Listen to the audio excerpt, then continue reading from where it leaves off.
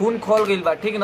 अब लंगा के साथ लंगे बनल जरूरी है, वो वाला जमाना गइल। आ कौनो कहतनी सब सिस्टम में रहसन। आ सिस्टम का रे सारा सिस्टम पहले ही आदमी लाइल बड़न, आज सब सिस्टम के नीचे ही रहेला रे। हाँ ठीक बा ना। जो सरकार सिस्टम रूल रेगुलेशन पहले ही सुनो, आइल जो सरकार रूल एक और रेगुलेशन बात। उसी के थ्रू सब कुछ चलना एक और रहता है, बात। सिस्टम में होता है। सिस्टम केकर देन ह तो बाबा साहेब के देन ह। ई सिस्टम आज तूनी के भोकत सन सिस्टम बहन चोत सिस्टम पहले ही बनाकर चल गया है बाप सबका। काल भी लाइव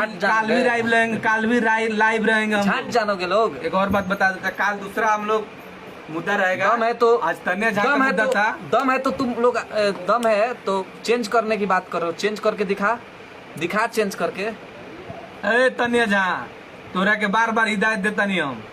औकात में रहो, लिमिट में रहो, सीमा अपन बना ले, उतने दूर में रहो, सीमा से बाहर मत निकल। जितना तुम्हारा सोचती है कि भोजपुरी को जो बदनाम कर रही है, भोजपुरी को बदनाम मत कर। जितना खर्चा चला जो गाना है गाओ, दिक्कत नहीं है। तुमको गाड़ मराना है गाड़ मराओ, तुमको जो करना है करो, मत रखो किसी को। तुमको कहती औकात देखबे बहनचो झाट हमार उतना खर्चा तुरना चलत हुई, हमार झाट के खर्चा चल रहा। बोल औकात मत बोल, औकात मत बोल। औकात के बार बार बात बोला जाता है कि तन्या झा तुम औकात के बात मत लो। साला पता है मैं तुमको